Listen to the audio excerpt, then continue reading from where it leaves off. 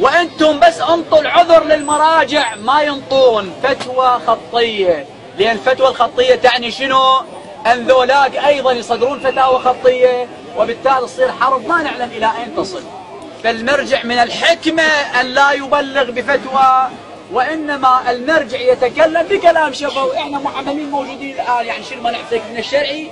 هل انسى مراء الان مراقدنا المقدسه اللي نلطم ونبكي عليها الان اصبحت شيء رخيص عندنا؟ فعلى جميع الشباب الكل يتوجهون للتطوع اليوم، ولا بد من ردع العدو وايصال رساله الى العدو، وما يحتاج بعد ما يقول اذن امي وابوي ماكو، لانه دفاع واجب. كل انسان يعمل بتكليفه.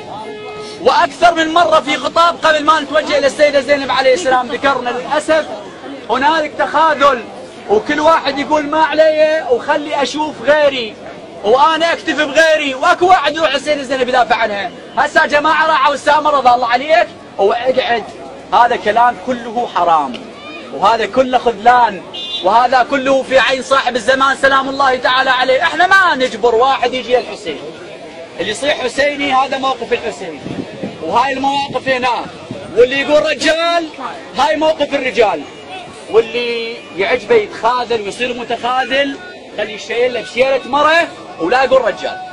انا اقولها اليوم وباكر وعقبه، اللي يقول انا رجال خلي يعلن موقفه اليوم، واللي يريد يقول انا رجال يعلن موقفه، واللي ما يثبت من عنده موقف للدفاع في الموقف وبالتأييد شيله بشيله مره ويحسبوها من عندي واعقلوها براسي.